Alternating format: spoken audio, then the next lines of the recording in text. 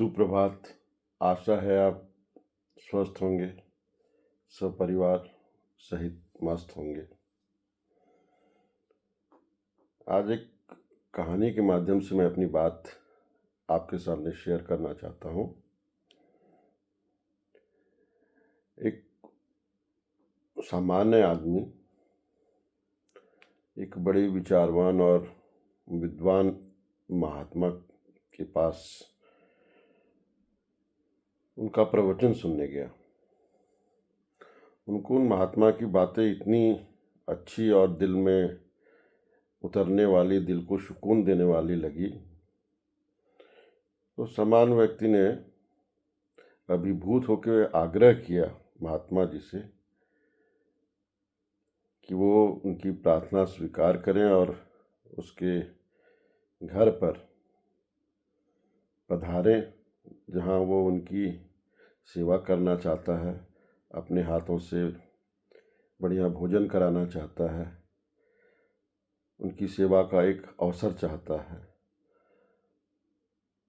और साथ में उसने ये भी कहा कि संभव है मेरा यह आग्रह मेरी दिष्टा हो और आप न स्वीकार करें, लेकिन मेरे मन में जो आया मैंने आपको कहा।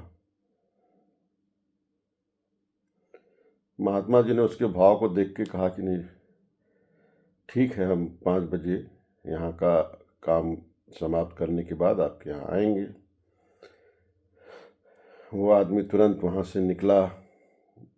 जो बाजार में बेस्ट उपलब्ध था उसको भोजन बनाने हेतु कुछ महात्मा जी के लिए वस्त्र इत्यादि लेकर अपने घर पहुँचा।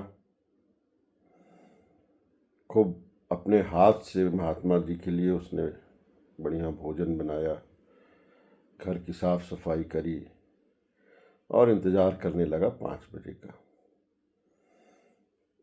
5, 5:15 बजे के आसपास उसके दरवाजे पे नॉक हुआ। किसी ने दरवाज़ा खटखटाया तो बड़े उत्साहित होकर वो दरवाज़ा खोल लेंगे और सामने देखता है कि महात्मा जी तो नहीं है, लेकिन एक बूढ़ी औरत खड़ी है और कह रही है कि भैया कई दिनों से भूखी हूँ, कुछ घर में अगर भोजन हो तो दे दो। तो मन तो इसका महात्मा जी में लगा हुआ था, लेकिन फिर भी उसने कहा ठीक है, आइए। और जो महात्मा जी के लिए अन्न बनाया था, खाना भोजन बनाया था, उसी में से उस बूढ़ी महिला को भोजन दे दिया।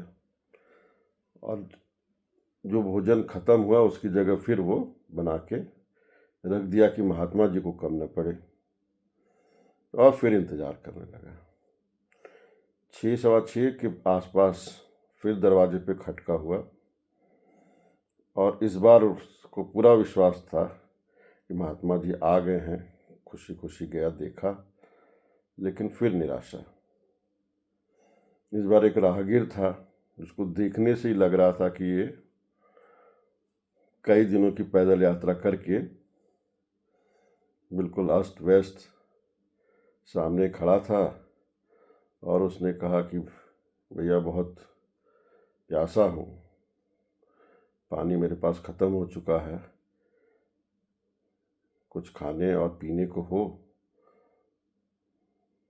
तो मुझे देने की कृपा करें।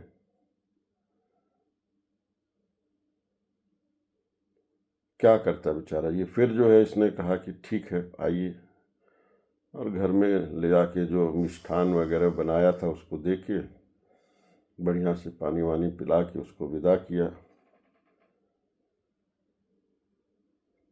अब उसको लगा कि लगता है अब महात्मा जी आएंगे नहीं, कहीं व्यस्त हो गए या किसी बहुत ज़रूरी काम से कहीं चले गए होंगे, या कोई महत्वपूर्ण व्यक्ति ने उन्हें बुलाया होगा तो फिर वो मेरे पास नहीं आया। और ये सब सोचते सोचते 9, 9:30 बज गया और सब उसने समेट के सोचा अब तो नहीं आएंगे, सोने की तैयारी करने लगा। फिर दरवाज़ा खटका। लगता है कि महात्मा जी आ गए, और फिर वो उसी उत्साह से उठा, लेकिन नहीं, महात्मा जी को आना नहीं था। महात्मा जी आए नहीं, लेकिन सामने एक 10-12 साल 15 साल का लड़का बिल्कुल ठंड से कांपते हुए खड़ा था और बोला कि मेरे पास ओढ़ने को कुछ नहीं है, ठंड बहुत है, कुछ कपड़े हों पुराने तो मुझको दे दीजिए।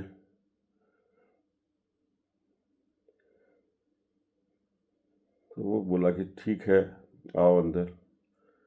अंदर ले जाकर जो महात्मा जी के लिए उसने कपड़े खरीदे थे, सर्दी थी तो गर्म कपड़े ही खरीदे थे, वो उसको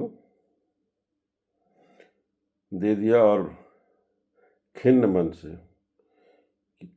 किसके लिए तैयारी की और कौन कौन ले गए, सोने चला गया। मन में एक टीस भी थी, महात्मा जी नहीं आए। जब वो बिस्तर पे सोया तो उसको लगा सोने में, शायद सपने में, कि महात्मा जी आए हैं, उसके घर में बैठे हैं। और जैसे ही इसने देखा महात्मा जी को, कहा कि आप आए नहीं, मैं आपका दिन भर इंतजार करता रहा। महात्मा जी ने कहा, आया तो था, मैं तो 3 बार आया। बोला, आप कब आए? बोले, जिनको तुमने तृप्त किया